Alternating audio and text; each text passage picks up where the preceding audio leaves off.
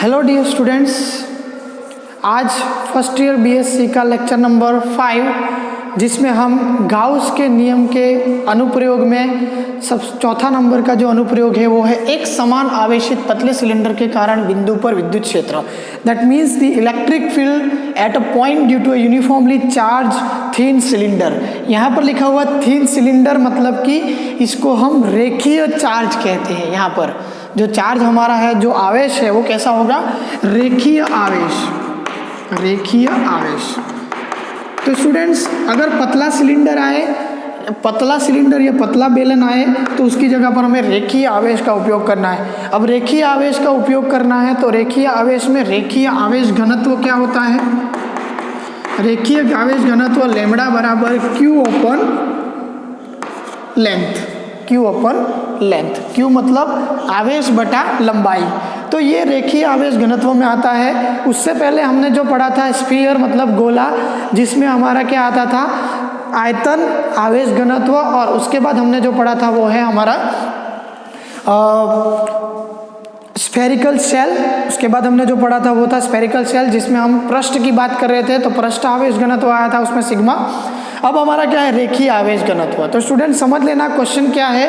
एक समान आवेशित पतले सिलेंडर, पतले सिलेंडर की बात करते हैं तो पतला सिलेंडर किसके बराबर होता है? तो एक तार के बराबर होता है। एक छोटे से तार को हम क्या कह सकते हैं? पतला सिलेंडर। और ये क्या है? अनंत है। ये जो तार है वो कितना है? अनंत आवेशित तार है। तो ये पतला सिलेंडर की बात करें तो इस तरह से पतला सिलेंडर बना देते हैं हम यहाँ पर, और ये कहाँ तक है? अनंत तक है।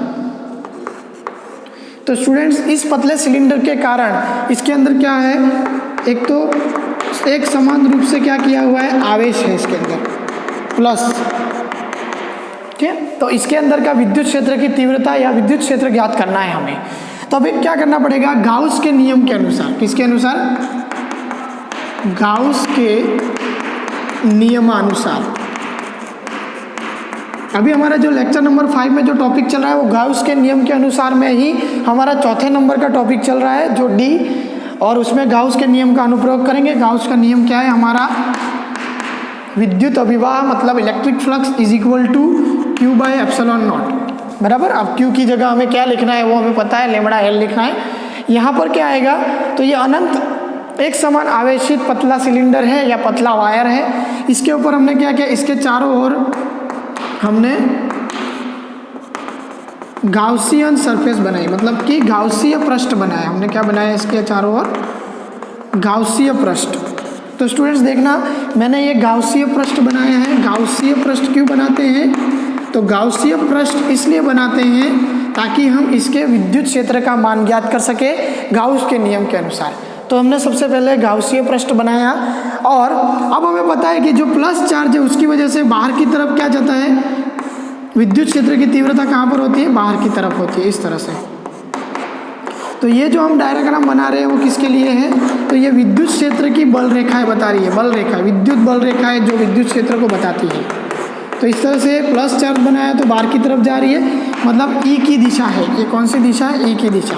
तो स्टूडेंट्स आप यहाँ से ज्ञात करो या फिर यहाँ से ज्ञात करो, हमारा जो उत्तर आने वाला है वो इलेक्ट्रिक फील्ड का समान आएगा, क्योंकि समान आवेशित है तो सभी जगह पर इलेक्ट्रिक फील्ड क्या होगा? समान आवेशित होगा। अब क्या करेंगे? यहाँ पर ये भी एक सिलेंडर हुआ, सिलेंडर का मतलब बेलन हुआ। तो बेलन की जो त्रिज्या है, इसकी त्रिज्या है वो कितनी है? आर है। बेलन की त्रिज्या क्या है? आर है, मतलब कि बेलन की त्रिज्या जो है वो आर है, और बेलन की लंबाई क्या है? इसमें बेलन की लंबाई एल है, जो अनंत तक है। इसकी लंबाई कितनी है? इसकी लंबाई हमारी एल है, जो अनंत तक है। तो समझ में आया स्टूडेंट्स? जो लंबाई एल है और उसकी त्रिज्या आर है, तब बेलन का क्षेत्रफल क्या होता है? तो बेलन का क्षेत्रफल होता है हमारा, क्षेत्रफल मतलब यहाँ पर हम बात करते हैं किसकी? बेलन के क्षेत्रफल की। तो बेलन का क्षेत्रफल होता है 2 पाई आर। एच की जगह हम क्या लिखेंगे? एल। क्या लिखेंगे? 2 पाई आर एल। क्यों? क्योंकि एच हाइट थी, वही हमारी लंबाई है। हम इसको सीधा कर दे तो लंबाई ही हमारी क्या हो जाएगी? ऊंचाई हो जाएगी। तो इसलिए 2 पाई आर एल हम लिखते हैं। तो ये सूत्र हमारा क्षेत्रफल का आ गया है, त्रिज्या हो गई, ये लेंथ होगी। अब क्या आएगा, गाउस के नियम का अनुप्रयोग करेंगे। तो सबसे पहले हम इसके अंदर का विद्युत अभिवाह ज्ञात करेंगे। तो विद्युत अभिवाह कैसे ज्ञात करेंगे, तो हम यहाँ से छोटा सा एक ds एक पृष्ठ ले लेते हैं। ओके, अब विद्युत क्षेत्र की दिशा भी कैसी है, E ऊपर की तरफ है, तो इनके मध्य का जो कोण बनेगा वो कैसा होगा, 0 डिग्री होगा। उसी तरह से स्टूडेंट्स यहाँ पर है, तो यहाँ पर भी एक पृष्ठ है, ये ds पृष्ठ है और E की दिशा किस तरफ है, ऊपर की तरफ है, तो इनके बीच का कोण कितना बनेगा, 90 डिग्री बनेगा। तो स्टूडेंट्स ऐसी एक सरफेस यहाँ पर है, एक सरफेस उस साइड है, बराबर। तो हम समझ लेना कि ये 2 हुई तो वो भी 2 हुई, तो हम किन्हीं 2 का ज्ञात करेंगे तो हमारा उत्तर आ जाएगा, और दूसरे वाले का 2 का ज्ञात नहीं करेंगे तो भी चलेगा। तो यहाँ पर हमारा E और ds के बीच का कोण बन रहा है, तो यहाँ पर लिखेंगे विद्युत अभिवाह। तो स्टूडेंट्स विद्युत अभिवाह फाई बराबर क्या होता है, E डॉट ds। क्या होता है हमारा, E डॉट ds, और यहाँ पर डॉट लिखते हैं, इसका मतलब यहाँ पर डॉट हटाने पर थीटा का मूल्य E ds, तो थीटा बराबर कितना हो जाएगा, 0 डिग्री पर। क्योंकि थीटा बराबर 0 डिग्री, ये फाई 1 हुआ, और फाई 2 के लिए E ds क्या हो जाएगा, cos 90 हो जाएगा, 90 डिग्री है दूसरे पृष्ठ पर, तो cos 90 का मूल्य क्या हो जाता है, 0 हो जाता है। तो यहाँ पर लिखेंगे कुल विद्युत अभिवाह। तो स्टूडेंट्स कुल विद्युत अभिवाह फाई बराबर फाई 1 प्लस फाई 2 हो जाएगा। कुल अभिवाह फाई 1 प्लस फाई 2, तो फाई बराबर क्या आ जाएगा, फाई 1 का मूल्य होता है E ds प्लस 0। तो फाई हमारा कुल अभिवाह, इसके अंदर जो पतले सिलेंडर के अंदर बहने वाला जो विद्युत फ्लक्स है, विद्युत अभिवाह है, वो कितना है हमारा, E ds। तो इक्वेशन नंबर 1 आया। स्टूडेंट्स यही उत्तर यहाँ पर आ रहा है, पर हमने क्या किया, दोनों पृष्ठों के लिए, इस पृष्ठ के लिए, इस पृष्ठ के लिए ज्ञात किया। आगे के जो उदाहरण आएंगे, जो एप्लीकेशन आएगी, उसमें 2-2 पृष्ठ के साथ में भी ज्ञात करने पड़ेंगे। तो कभी कभी उन दोनों का मान 180 हो जाए, 180 डिग्री हो जाए, तो उसका मान भी हम लिख सकते हैं, बराबर। तो वो 2 E ds हो जाता है, समझ में आए। तो यहाँ पर 0 था, इसलिए हमने E ds ही लिखा। अब हमें एक चीज़ पता है, क्या पता है, तो फाई बराबर यहाँ पर होता है E डॉट ds। तो ds का मान हमें पता है कितना है, 2 पाई आर एल। ds का मान कितना है students, 2 pi R L. Okay, और यहाँ पर लिखेंगे गाउस के नियम का उपयोग करके, गाउस के नियम अनुसार। तो स्टूडेंट्स गाउस के नियम अनुसार क्या होता है, हमारा फाई को बोलते हैं हम Q open epsilon naught is equal to E dot 2 pi are l, ऐसा हम लिखेंगे। हमें ज्ञात क्या करना है, विद्युत क्षेत्र की तीव्रता, पर यहाँ पर Q बराबर क्या होता है, तो यहाँ पर लिखते हैं हम, यहाँ पर Q बराबर हो जाएगा लेमड़ा एल। क्यों, क्योंकि लेमड़ा बराबर Q ओपन एल होता है, इसलिए Q बराबर लेमड़ा एल हो जाएगा।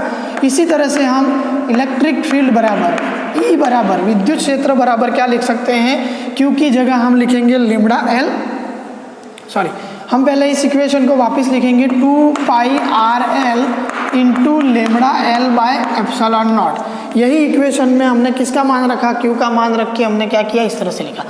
L से L कैंसिल हो गया, तो अब बचा क्या, E बराबर, यहाँ पर बचा हमारा इलेक्ट्रिक फील्ड E बराबर लेमड़ा बटा 2 पाई आर एप्सिलॉन नॉट। ये हमारा विद्युत क्षेत्र की तीव्रता आई, किसकी है ये, तो एक समान आवेशित पतले सिलेंडर या फिर पतले वायर के अंदर उपस्थित विद्युत क्षेत्र की तीव्रता क्या होती है, तो विद्युत क्षेत्र की तीव्रता होती है lambda open 2 pi R L. इसको K के फॉर्म में भी लिख सकते हैं, क्योंकि K बराबर 1/4 पाई एप्सिलॉन नॉट होता है।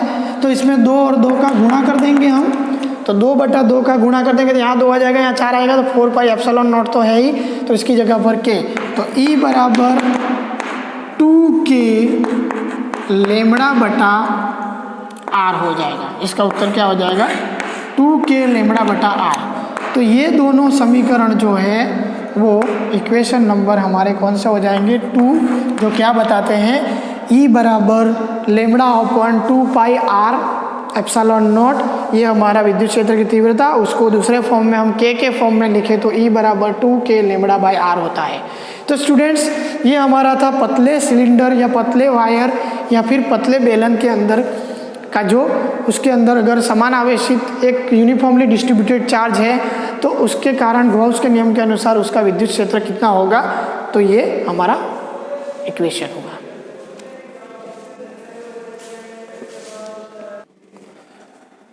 तो स्टूडेंट्स इसके बाद हमारे गाउस के नियम के अनुप्रयोग में अगला टॉपिक है हमारा एक अनंत आवेशित समतल चालक पट्टिका के समीप बिंदु पर विद्युत क्षेत्र की तीव्रता, मतलब कि electric field at a point near an infinite charge conducting plane sheet.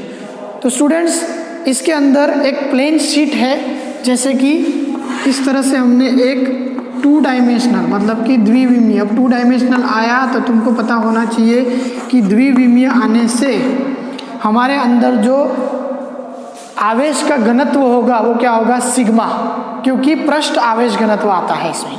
तो इनफाइनाइटली एक पतली प्लेन शीट है जिसको प्लस आवेश से धनावेशित किया हुआ है, ओके।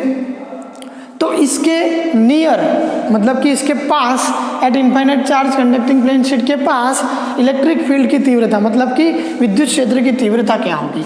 तो यहाँ पर हम क्या करेंगे, एक गॉसियन सरफेस बनाएंगे, मतलब गाउसीय सरफेस बनाएंगे जो इस तरह से होगी, इस आकार की गाउसीय सरफेस हमने बनाई। ये गॉसियन सरफेस, गाउसीय पृष्ठ जो हमने बनाया है वो एक प्लेन शीट के पास है। ये इनफाइनाइट है बराबर, मतलब कि बहुत लंबी है, तो इसको आगे ऐसे खींच सकते हैं इनफाइनाइट तक, ऐसे ऐसे, समझा।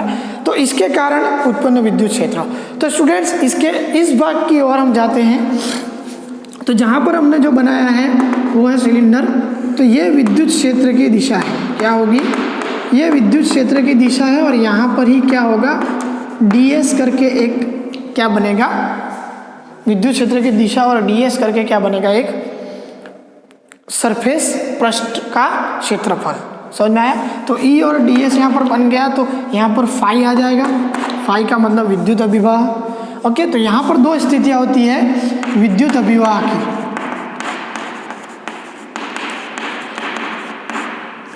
विद्युत अभिवाह की यहाँ पर 2 स्थितियाँ होती है। फाई बराबर E डॉट ds में सबसे पहले जो थीटा है वो 0 डिग्री पर आता है, और दूसरा है थीटा 180 डिग्री पे, क्योंकि एक और सिलेंडर है जो नीचे की तरफ यहाँ पर ds बना रहा है, समझ में आया, क्योंकि इसका भी तो पृष्ठ होगा, समझ में आया। तो इसके पृष्ठ के अनुसार ये यहाँ पर इसके क्षेत्र की दिशा और इस क्षेत्र की दिशा के अनुसार इन दोनों 0 डिग्री और 180 डिग्री के कारण जो बनने वाला जो कोण होगा वो क्या होगा, ADS होगा, और इसका 180 डिग्री cos 80 डिग्री के माइनस ADS होगा, क्या होगा, माइनस ADS। तो यहाँ पर हम लिखेंगे, तो सबसे पहले आएगा हमारा 0 डिग्री वाला, क्योंकि 0 डिग्री वाला ही ले सकते हैं। दूसरा वाला हमें अनंत आवेशित किसी एक पॉइंट पर, हमने यहाँ पर एक बिंदु लिया है वहीं पर ज्ञात करना है, हमें कोई और बिंदु के पर ज्ञात नहीं करना।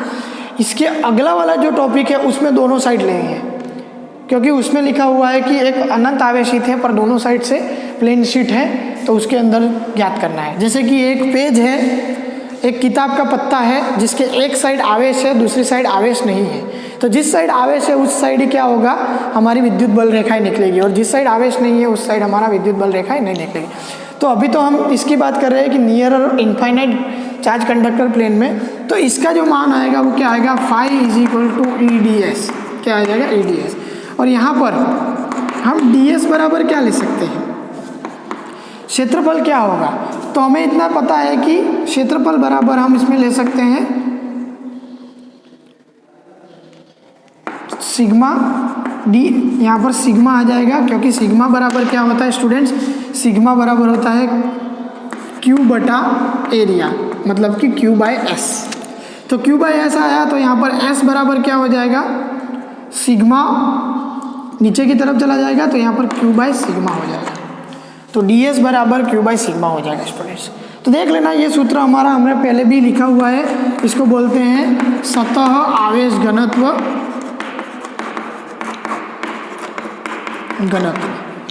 ध्यान रखना, सूत्र याद रखना ज़रूरी है, नहीं तो मिस्टेक हो जाती है। तो यहाँ पर सतह आवेश घनत्व आ गया, तो यहाँ पर हम लिख देंगे अब सिग्मा ds, तो Q बराबर क्या आ जाएगा, सिग्मा ds। तो ये हमारा एक सूत्र हुआ। तो हम क्या करेंगे, अब EDS वाले सूत्र में गाउस के नियम के अनुसार क्या करेंगे, गाउस के नियमानुसार।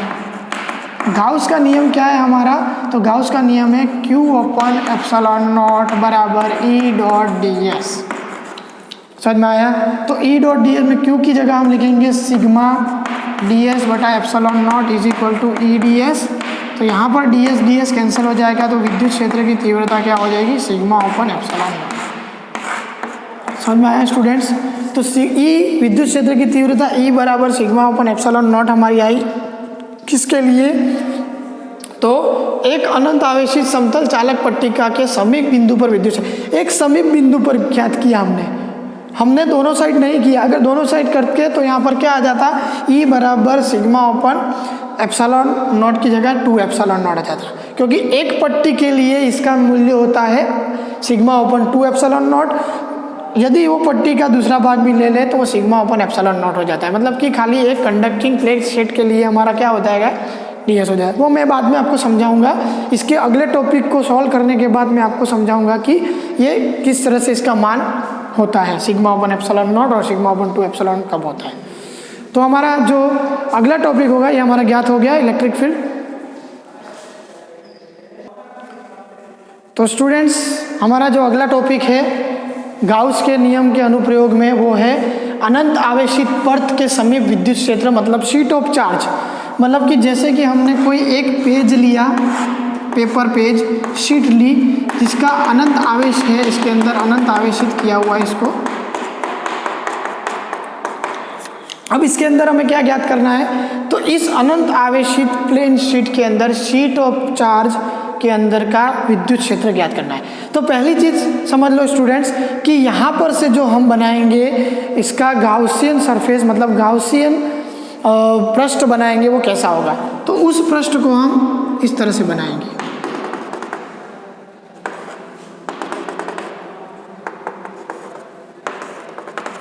ये हमारा एक पृष्ठ हुआ, इसको हम बोलेंगे ds, इस क्षेत्र को हम बोलेंगे ds, और इस क्षेत्र में भी हमारा ds इस तरफ होगा। समझ में आया।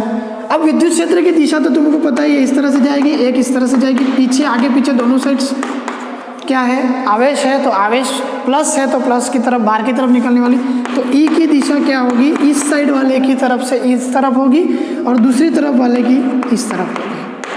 और ds भी चूंकि सदिश राशि है इसलिए सदिश सिंबल लगाना जरूरी है। तो दोनों साइड, पहली साइड जो है और दूसरी साइड जो है, दोनों साइड कितना एंगल बन रहा है, तो एक साइड एक ही पैरेलल में मतलब समांतर है EDS, मतलब 0 डिग्री का एंगल। तो यहाँ पर भी कितना कोण बन रहा है, 0 डिग्री, और यहाँ पर भी कितना बन रहा है, 0 डिग्री। तो जब हम इस प्लेन शीट की बात कर रहे थे, पहले वाली शीट में हमने क्या किया था, एक ही साइड बनाया था तो हमारा उत्तर लग आया था। अब हमारा दोनों साइड बनाने पर हमने क्या किया है, इस तरह से इस शीट ऑफ चार्ज अगर पूछे तो हमें क्या करना है, ये चित्र बनाना है। अब हमें क्या करना है, विद्युत अभिवाह एक तरफ, किस तरफ, एक तरफ का, तो हम φ1 ले लेते हैं, φ1 बराबर EDS, और क्योंकि थीटा बराबर 0 डिग्री है इसलिए। उसी तरह से विद्युत अभिवाह दूसरे का ले लेते हैं, विद्युत अभिवाह सेकंड नंबर जिसको बोलते हैं दूसरी तरफ, गाउसियन सतह के दूसरी तरफ, इसको बोलते हैं गाउसी सतह के दूसरी तरफ का जो होता है वो होता है φ2 बराबर EDS, वो भी कितना कोण बना रहा है, 0 डिग्री। तो यहाँ पर हम लिखेंगे कुल फ्लक्स, मतलब कि कुल अभिवाह, कुल फ्लक्स, कुल अभिवाह कितना होगा, φ बराबर φ1 प्लस φ2, तो यहाँ पर आएगा φ बराबर EDS प्लस EDS। तो स्टूडेंट समझना, हमने EDS लिया है तो यहाँ पर EDS, तो यहाँ पर हो जाएगा φ बराबर 2EDS हो जाएगा। क्या हो जाएगा, φ बराबर 2EDS।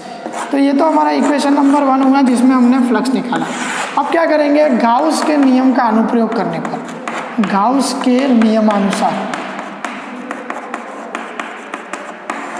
तो स्टूडेंट्स गाउस के नियमानुसार क्या होता है हमारा सूत्र, तो गाउस के नियम के अनुसार हमारा φ का वैल्यू जो होता है वो हम लिख देंगे Q by epsilon naught is equal to, जो हमारा 2EDS आ रहा था उनको एज इट इज़ रखेंगे, बराबर। 2EDS जो आ रहा था वो उसको एज इट इज़ रखेंगे। यहाँ पर क्यू की जगह हम सिग्मा DS लिख सकते हैं। हमने पहले जो इससे पहले जो एप्लीकेशन निकाली थी उसके अंदर सिग्मा DS लिखा था क्यू की जगह, तो 2EDS, DS को कैंसिल करो तो E बराबर क्या हो जाएगा, सिग्मा अपॉन 2 एप्सिलॉन नॉट। इसका मतलब स्टूडेंट्स मैंने जो पहले कहा था, जो हमारा सूत्र था पहले वाला, उसमें सिग्मा अपॉन एप्सिलॉन नॉट आ रहा था, अब इसमें क्या आ रहा है, सिग्मा अपॉन 2 एप्सिलॉन, मतलब उसका आधा है, 1/2 भाग है। तो स्टूडेंट्स हमें समझना इसमें यह है कि आगे आपका आएगा संधारित्र, क्या आएगा, संधारित्र नाम का टॉपिक आएगा, जिसको हम बोलते हैं कैपेसिटर। क्या बोलते हैं, कैपेसिटर।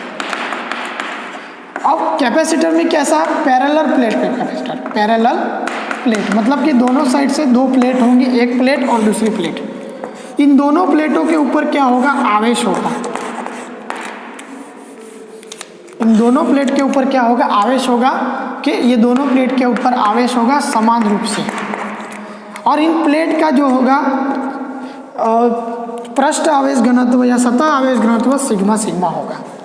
तो जब एक प्लेट की बात करते थे तो हमारा उत्तर आ रहा था सिग्मा अपॉन 2 एप्सिलॉन नॉट, जो हमने पहले निकाला। उसी तरह से दूसरी प्लेट के लिए निकालते थे तो सिग्मा अपॉन 2 एप्सिलॉन हो रहा था। ये किसकी तरफ है, बाहर, और ये भी कहाँ पर है, बाहर है। अब स्टूडेंट हमने ये जो ज्ञात किया वो किसकी तरफ का था, वो बाहर की तरफ के दोनों है पृष्ठ, इसलिए हमारा उत्तर क्या आ रहा था, ई का वैल्यू हो रहा था ई बराबर सिग्मा अपॉन एप्सिलॉन नॉट, ई बराबर सिग्मा। तो यहाँ पर जो सेंटर में जो होता है, जो हमने पहले इससे पहले वाला एप्लीकेशन होता है, वो क्या आता है, ई बराबर सिग्मा अपॉन एप्सिलॉन नॉट आता है। इसका मतलब यहाँ पर हुआ क्या, ई बराबर E1 प्लस E2 हुआ। क्या हुआ, E बराबर E1 प्लस E2, मतलब कि जो हमारा कैपेसिटर मतलब कि संधारित्र, जो हम अगले अध्याय में अध्याय यूनिट में पढ़ेंगे संधारित्र, ये संधारित्र के अंदर पैरेलल प्लेट कैपेसिटर की एक प्लेट का जो विद्युत क्षेत्र है वो है सिग्मा अपॉन 2 एप्सिलॉन नॉट, दूसरी का सिग्मा अपॉन 2, पर बीच में इन संधारित्र के बीच में जो इलेक्ट्रिक फील्ड है वो कितना है, ई बराबर सिग्मा अपॉन एप्सिलॉन नॉट, क्योंकि आधा है, ये भी आधा है, आधा आधा क्या हो जाता है, 1 हो जाता है, इसलिए हमारा सिग्मा अपॉन एप्सिलॉन नॉट हो गया। तो स्टूडेंट्स ये जो सिग्मा अपॉन 2 एप्सिलॉन नॉट है वो एक प्लेट के लिए, उसी तरह से ऐसी एक सिंगल शीट दूसरी रख दे इसके सामने तो उसका भी बाहर की तरफ कितना होगा, सिग्मा अपॉन 2 एप्सिलॉन नॉट, और उन दोनों प्लेट के बीच में रखे तो क्या होगा, ई upon sigma upon epsilon not, जो इसकी पहली एप्लीकेशन में हमने पढ़ा था, बराबर। जो हमने ज्ञात किया था इसके पहले वाली एप्लीकेशन में वो क्या था, वो हमारा सेंटर वाला पार्ट था, जो इस कैपेसिटर के सेंटर वाला पार्ट है वो। और अब हम जो ज्ञात किया है वो क्या है, इसके साइड वाले पार्ट से। तो स्टूडेंट्स आपको समझ में आ गया होगा कि इस तरह से गाउस के जो नियम के जो अनुप्रयोग थे वो हमने यहाँ पर किए।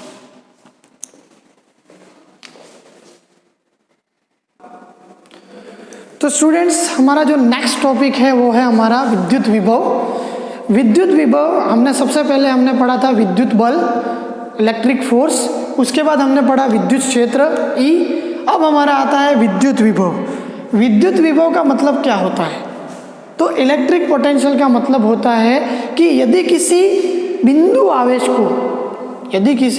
आवेश को अनंत दूरी से किसी एक बिंदु पर लाने पर किया गया कार्य, किसी एक बिंदु तक लाने पर किया गया कार्य, जैसे कि हमारा ये एक इनफाइनाइट पॉइंट है, बराबर, और यहाँ पर हमारा एक P बिंदु है, ये अनंत दूरी है और ये P बिंदु है। तो किसी आवेश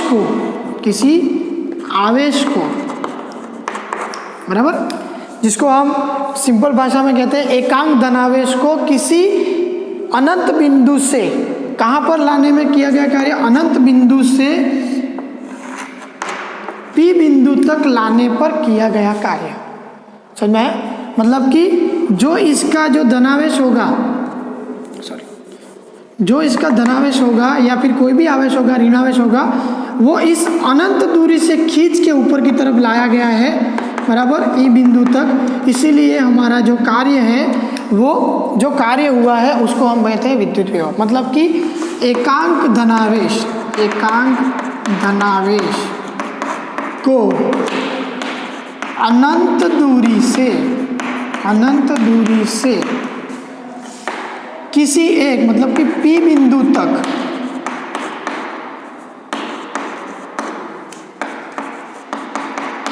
लाने में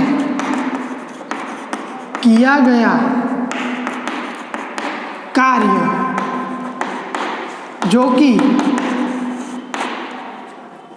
विद्युत क्षेत्र के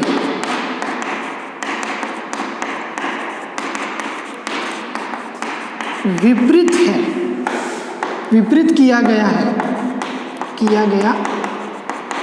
कार्य है, उसे उस बिंदु आवेश का विद्युत विभव कहते हैं। इसका मतलब किसी एकांक धनावेश को अनंत दूरी से P बिंदु तक लाने में किया गया कार्य जो कि विद्युत क्षेत्र की विपरीत दिशा में किया गया है, उसे क्या कहते हैं? विद्युत विभव कहते हैं, इलेक्ट्रिक पोटेंशियल। ओके, तो इलेक्ट्रिक पोटेंशियल को V से दर्शाते हैं।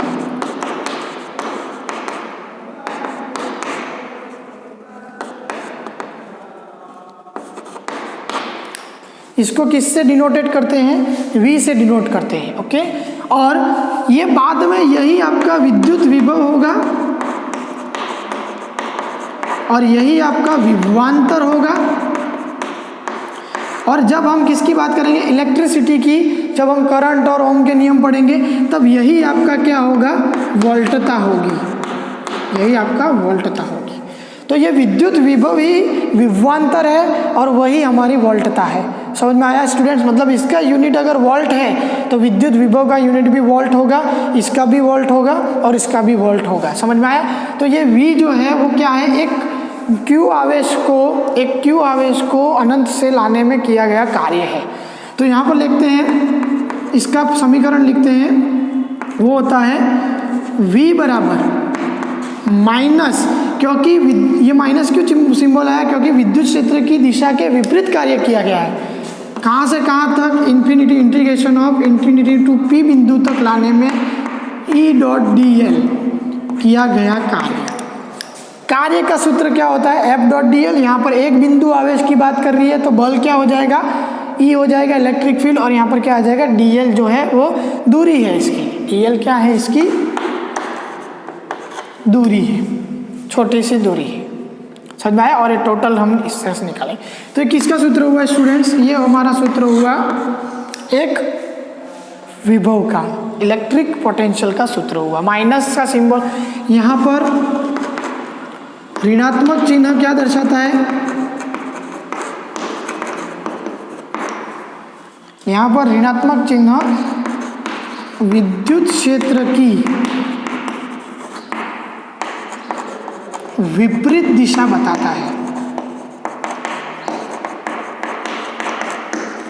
और एक चीज स्टूडेंट्स, जो इलेक्ट्रिक फील्ड था मतलब विद्युत क्षेत्र था और विद्युत बल था, वो सब कैसी राशियां थी? सदिश राशियां थी। पर यहाँ पर विद्युत विभव एक अदिश राशि है। कैसी राशि है? अदिश राशि है। ये एक अदिश राशि है।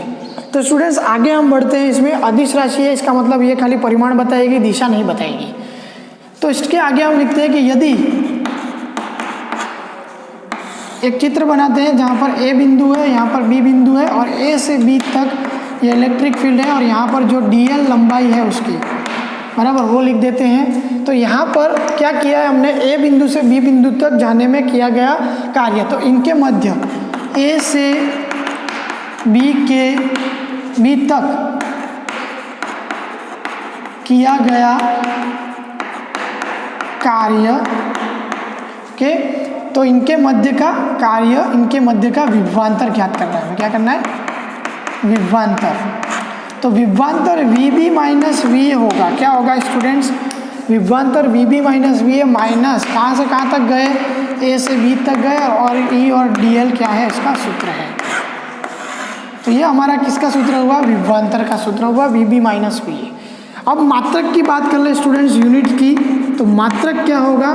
तो विभव का मात्रक होता है जूल बटा कूलाम। क्या होता है? जूल बटा कूलाम, जिसको हम वोल्ट कहते हैं। क्या कहते हैं? वोल्ट। जूल बटा कूलम इज इक्वल टू क्या होता है, वोल्ट होता है। तो स्टूडेंट्स याद रखना कि जो हमारा जो मात्रक है वो क्या होगा, वोल्ट। समझ में आया, जूल बटा coulomb is equal two volt. अब मात्रक की बात हो गई तो जूल को हम इलेक्ट्रॉन वोल्ट भी लिख सकते हैं। इसका ऊर्जा का दूसरा मात्रक क्या है, ऊर्जा का मात्रक कौन कौन से हैं, तो जूल लिख सकते हैं हम।